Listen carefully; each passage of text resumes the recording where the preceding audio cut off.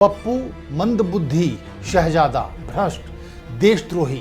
2014 से लेकर 2024 के बीच राहुल गांधी को लेकर बीजेपी ने कई नैरेटिव बनाए, लेकिन अगर कुछ नहीं बदला तो बीजेपी की ये सोच कि अगर राहुल गांधी को नरेंद्र मोदी के सामने प्रधानमंत्री उम्मीदवार के तौर पर पेश करेंगे तो जीत पक्का नरेंद्र मोदी की ही होगी। इसलिए अमित शाह देश भर में घूम घूम कर 2024 लोकसभा चुनाव के नैरेटिव में मोदी बनाम राहुल का एजेंडा सेट कर रहे हैं। नमस्कार, मैं हूं राकेश और आप देख रहे हैं पॉइंट ऑफ व्यू।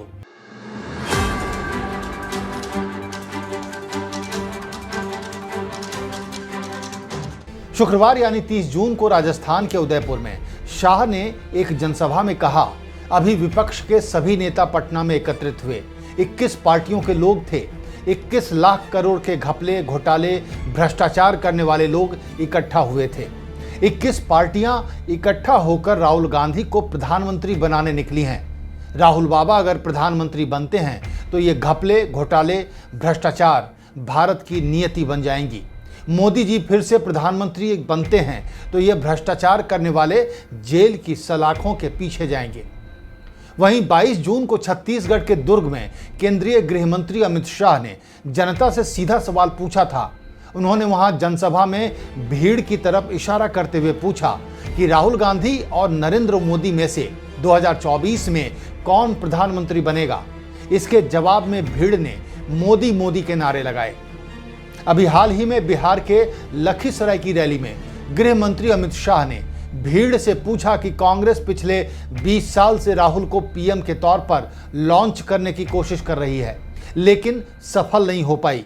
आपको कौन सा पीएम चाहिए, 20 साल से लॉन्चिंग की कोशिश करने वाला या काम करने वाला नरेंद्र मोदी? यानी जैसे जैसे चुनाव नजदीक आता जा रहा है, बीजेपी राहुल को ही नरेंद्र मोदी के मुकाबले खड़ा करती हुई नजर आ रही है। बीजेपी का कोई नेता कभी भी नीतीश, शरद पवार, ममता बनर्जी या स्टालिन का नाम पीएम पद के लिए लेता नजर नहीं आता है। बीजेपी को पता है कि नरेंद्र मोदी के सामने राहुल को रखेंगे तभी नरेंद्र मोदी जीत पाएंगे, क्योंकि राहुल की इमेज खराब करने में उन्होंने सालों तक मेहनत की है। कर्नाटक में भ्रष्टाचार के मुद्दे पर हार, मध्य प्रदेश में व्यापम से लेकर महाकाल तक के भ्रष्टाचार को लेकर उठ रहे सवालों के बीच भी गृह मंत्री प्रधानमंत्री को बेदाग बताना नहीं भूलते हैं। इतना ही नहीं, कांग्रेस नेता राहुल गांधी अपनी संसद सदस्यता जाने का कारण ही ये बताते हैं कि उन्होंने जब संसद में मोदी से अडानी को लेकर सवाल पूछा तो उनकी सदस्यता चली गई। इसके अलावा 20,000 करोड़ रुपए किसके हैं? राहुल के इस सवाल से बीजेपी इतना परेशान हो गई कि वो भी विपक्ष पर 21 लाख करोड़ के घपले का आरोप लगाने लगी है। ऐसे में भारत जोड़ो यात्रा के बाद बदलती हुई राहुल गांधी की छवि और विपक्षी दलों में उनको लेकर बढ़ रहे विश्वास के बीच अमित शाह का मोदी बनाम राहुल का नैरेटिव सेट करने का क्या मतलब है? क्या 2014 और 2019 की तरह ही बीजेपी को लगता है कि नरेंद्र मोदी के सामने न कोई था, न है और न होगा? हालांकि हाल में कर्नाटक चुनाव के बाद आरएसएस से जुड़ी साप्ताहिक पत्रिका ऑर्गेनाइजर में छपे एक लेख में बीजेपी को सलाह देते हुए कहा गया था कि सिर्फ मोदी मैजिक और हिंदुत्व 2024 लोकसभा चुनाव जीतने के लिए काफी नहीं है। ऐसे में राहुल गांधी की भारत जोड़ो यात्रा, उसके बाद ब्रिटेन और अमेरिका का सफल दौरा, उनका लगातार आम लोगों से मिलना, मणिपुर जाना, मणिपुर में परेशान जनता का उनसे मिलने के लिए प्रदर्शन करना, क्या बीजेपी के लिए इसके कोई मायने नहीं है? सवाल यह भी है कि क्या ममता, नीतीश, स्टालिन, अखिलेश के मुकाबले बीजेपी राहुल गांधी को कमजोर नेता समझती है, या फिर राहुल का नाम उछालकर वो विपक्षी एकता में फूट डालने की कोशिश में है?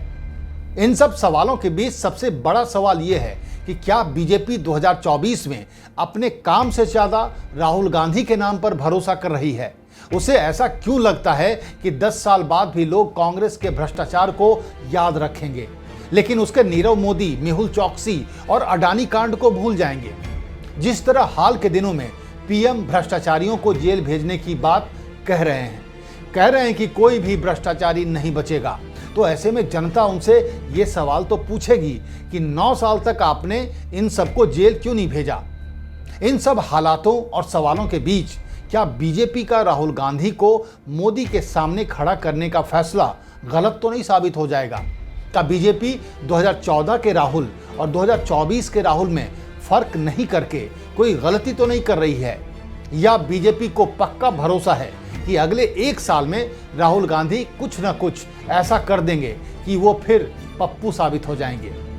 आपको क्या लगता है, राहुल को मोदी के सामने खड़ा करने का इरादा अमित शाह का कॉन्फिडेंस है या ओवर कॉन्फिडेंस?